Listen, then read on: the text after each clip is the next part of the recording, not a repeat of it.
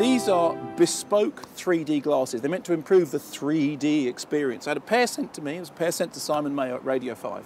And the idea is they make 3D better because they're your own glasses. You don't have to pick up like a second-hand pair that someone's already put their sticky fingerprint smudges all over. They're your own pair, so you enjoy the movie more. Well, I was thinking I don't like 3D anyway, but you know what? I'll give them a try. Well, turns out I may not have to, because as some of you may already be aware, it seems that the end of 3D, which I have long been predicting, is already upon us. Here's what happened.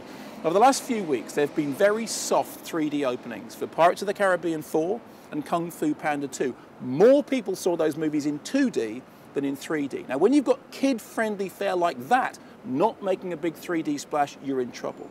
You may remember a while ago, Despicable Me was a bit of a watershed. More people saw that in 2D than 3D. And then there was the case of Mars Needs Moms, which took a real kicking at the US box office.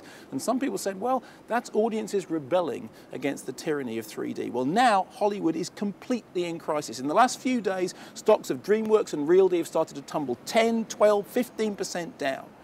What we have ahead of us is a summer with something like 15, 16 3D releases, of which the two tentpoles are Harry Potter, final chapter, and Transformers 3. These are the movies that have to save 3D. Now think about it. Harry Potter, as we know, will be a retrofit. It was shot in 2D.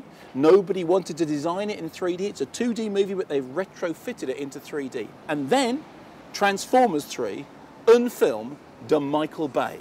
Now, when they started shooting Transformers 3, initial reports were the 3D looked so terrible, they might have to ditch the whole thing. In fact, there were even official denials saying, no, it's not terrible at all. Now, if you're a fan of Yes Minister, you'll know never believe anything until someone issues an official denial. Meanwhile, ahead of us, we have J.J. Abrams doing the new Star Trek movie, which he said is not going to be in 3D. Or, more precisely, he said he has no plans for it to be in 3D yet. But then he hasn't yet had the phone call from the suits, and that tells you an important thing as well. It's not the filmmakers pushing this, except for the James Camerons of this world. It's the producers. It's the money men.